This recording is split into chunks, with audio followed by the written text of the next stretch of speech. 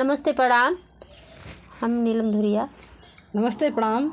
हम मंजू वर्मा। स्वागत बा मंजू नीलम का संघर्ष 142 के चैनल पे। तो बहुत प्यारा कलसा गोठाई गीत लेके आया है। तो भैया लोगन दीदी लोगन से निवेदन बा कि आप लोगन यह गीत का ज़रूर सुनी है और जे जहाँ नात रिश्तेदारी में जाया तो यह गीत का आप लोगन ज़रूर गाया और कमेंट में बताया कि गाए हैं और ज़्यादा से ज़्यादा सपोर्ट किया भैया लोगन।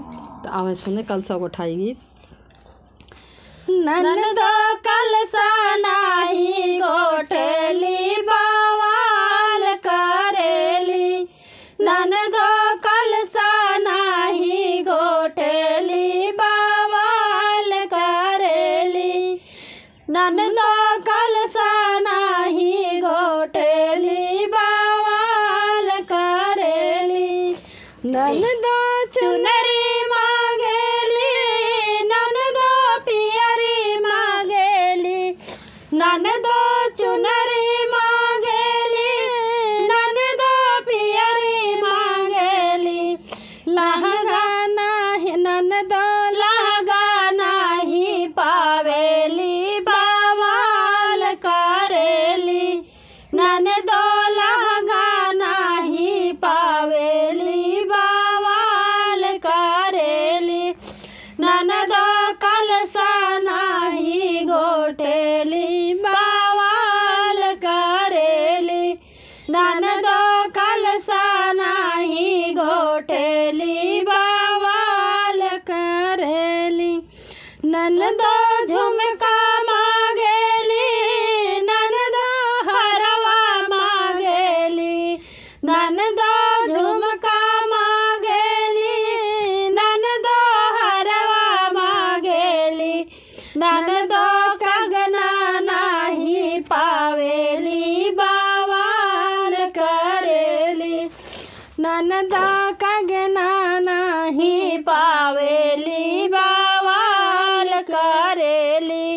ननदो कलसा नाही गोठली बवाल करेली, ननदो कलसा नाही गोठली बवाल करेली। ननदो हंडा मांगेली, ननदो लोटा मांगेली, ननदो हंडा मांगेली, ननदो लोटा मांगेली। ननदो करछुल नाही पावेली बवाल करेली, ननदो करछुल नाही पावेली बवाल करेली। ननदो कलसा नाही गोठली बवाल करेली, ननदो कलसा नाही गोठली बवाल करेली। ननदो गैया मांगेली, ननदो भैंसिया मांगेली, ननदो गैया मांगेली, ननदो बछिया मांगेली। ननदो सड़वा नाही पावेली बवाल करेली, यौगिक सड़वा नाही पावेली बवाल करेली। ननदो कलसा नाही गोठली बवाल करेली, ननदो कलसा नाही गोठली बवाल करेली। धन्यवाद।